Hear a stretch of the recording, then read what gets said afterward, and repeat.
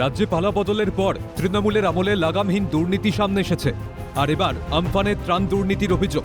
2020 সালের 20 মে আমফান ঝড়ে ব্যাপক ক্ষয়ক্ষতি হয়েছিল রাজ্যে। এক লহমায় মাথার ছাদ হারিয়েছিলেন বহু অসহায় মানুষ। তখন করোনা ভাইরাসের প্রকোপ চারিদিকে। আমফানের ত্রাণের জন্য কেন্দ্রের তরফে 3,500 কোটি টাকা এবং রাজ্যের তরফে 6,500 কোটি টাকা বরাদ্দ করা হয়। সেই ত্রাণের টাকা থেকেও প্রায় 250 কোটি টাকার দুর্নীতির অভিযোগ তৃণমূলের বিরুদ্ধে।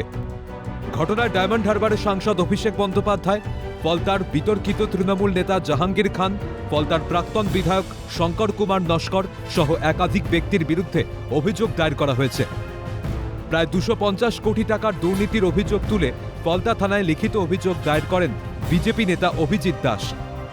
তার অভিযোগ, আমফানের পর ক্ষতিগ্রস্তদের জন্য বরাদ্দ অর্থ বন্টনে ব্যাপক অনিয়ম হয়েছে। শুধুমাত্র ফলতা বিধানসভা এলাকাতেই আবাস প্রকল্পে প্রায় 45 কোটি টাকা এবং মৎস্যজীবীদের ক্ষতিপূরণ বাবদ প্রায় 11 কোটি টাকা দুর্নীতি হয়েছে। তার আরও অভিযোগ, আবাস প্রকল্পের উপভোক্তাদের তালিকায় বহু নামের পাশে একই মোবাইল নম্বর ব্যবহার করা হয়েছে।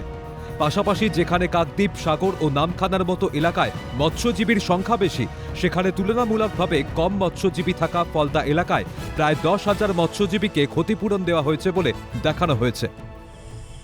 অ্যাকচুয়ালি আমফানের সময়, আমফানে যে ঝড়টা হয়েছিল, সেই ঝড়েতে প্রচুর পরিমাণে টাকা অ্যালটমেন্ট হয়েছিল। সেন্ট্রাল গভর্নমেন্টের প্রায় 3,500 কোটি টাকা এবং স্টেট গভর্নমেন্টের প্রায় 6,500 কোটি টাকা। এই যে 10,000 কোটি টাকাটা কোথায় গেল, এটা নিয়ে আমি ইনভেস্টিগেশন শুরু করেছিলাম।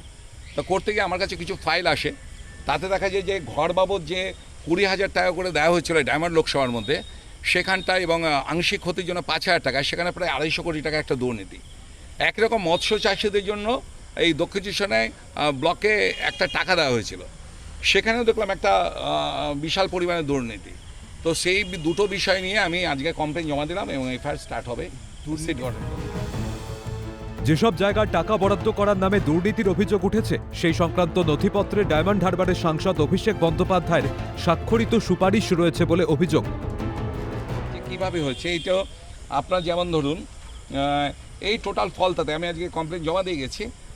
তো এখানে ফলতাতে আমার টোটাল, এখানে ওরা হাউস হোল্ড দেখিয়েছে 39,041টা, মানে ফুলি ড্যামেজ হচ্ছে 16,788 এবং পার্টলি ড্যামেজ হচ্ছে 22,253। তার বাবদ 44,70,25,000 টাকা স্যাংশন হয়েছে। এবার প্রত্যেকটা রেকমেন্ডেড বাই অভিষেক ব্যানার্জি। দেখতে পাচ্ছেন অভিষেক ব্যানার্জির নাম। শিক্ষা থেকে নিয়োগ, রেশন থেকে কয়লা, তৃণমূলের বিরুদ্ধে দুর্নীতির ভুরি ভুরি অভিযোগ।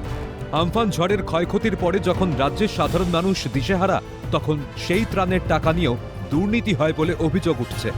এই দুর্নীতির শিকড় আর কত গভীরে, সে প্রশ্নই তুলছে ওয়াকিবহাল মহল। অরিজিৎ মণ্ডলের রিপোর্ট, ক্যালকাটা নিউজ।